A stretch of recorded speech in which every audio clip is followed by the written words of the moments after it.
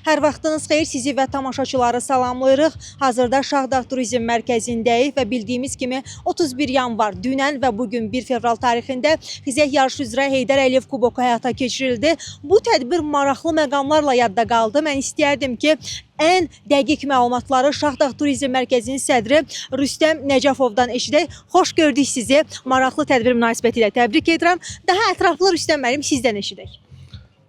Daha ətraflı deyə bilərəm ki, bu turnir artıq 4-cü dəfədir ki, ənənəvi hal olaraq Şahdağda keçirilir. Bu həm snowboard, həm də ki, dağ xizəyi üzrə keçirilən yarışdır.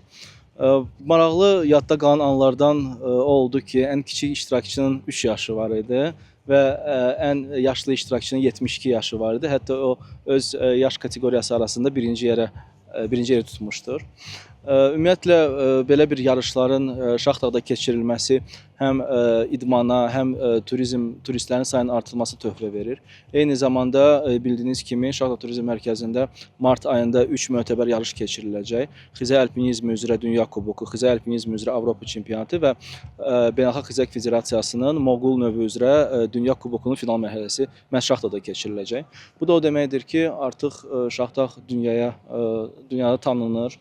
Burada olan homoloqasiya olunmuş xüsusi xizək enişləri dünya standartlarına cavab verir və nəticə olaraq bu il və növbəti illərdə dünya səviyyəli mötəbər yarışların məhz Şahdağda keçirilməsi nəzərdə tutulur.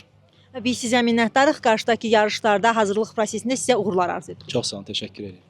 Hörmətli tamaşaçılar, mənim bugünlük Şahdağdan bu maraqlı tədbirdən çatdırmaq istədiyim məlumatlar bundan ibarət idi. Buyurun, söz yenidən sizdə.